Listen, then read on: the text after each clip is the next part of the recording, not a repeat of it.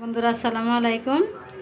আজকে আমি সামুদ্রিক চাপা শুটকির ভর্তা করব। এগুলো হয়েছে এই সামুদ্রিক চাপিলা মাছ। এটা কি মাছ জানি না, এই যে আমি ভিতরে থেকে সব নাড়ি বিড়ি ফেলে দিয়েছি।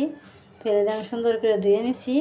এই যে দেখো বন্ধুরা, এখানে এই যে পেঁয়াজগুলো কেটে নিছি, আর এই যে কাঁচামরিচ আর ধনিয়া পাতা, এগুলো দিয়ে আমি ভর্তা করব। বন্ধুরা আমি কড়াইতে তেল দিয়ে দিলাম। আমি পেঁয়াজটা আগে ভেজে নেব। পেঁয়াজটা দিয়ে দিলাম।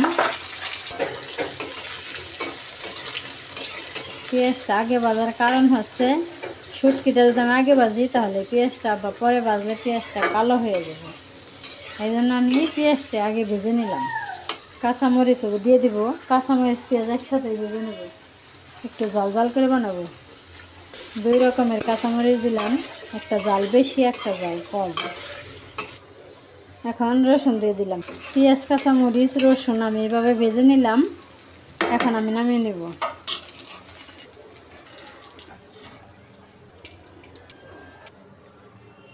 এখন ধনিয়া পাতাগুলো ভেজে নেব। ধনিয়া পাতাটা ভাজা হয়ে গেল। এখন আমি এক সাইড করে তেলটা ধরিয়ে নামিয়ে নেব। এখন আমি শুটকিটা দিয়ে দেব, আর সামান্য একটু তেল দিয়ে দেবো।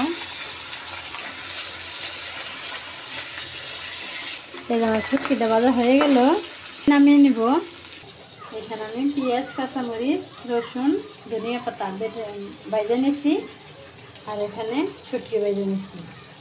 এখন আমি লবণ দিয়ে সুন্দর করে বাইরে নেব, বাটার পরে দেখাবো। বন্ধুরা আজ আমি চাপা শুটকির ভর্তাটা বানিয়ে নিলাম। তোমরা এভাবে বানিয়ে খেয়েও অনেক ভালো লাগবে। তাহলে ভিডিও এখানে শেষ করলাম। সবাই ভালো থাকবে, সুস্থ থাকবে, আমার পাশে থাকবে। আল্লাহ হাফেজ।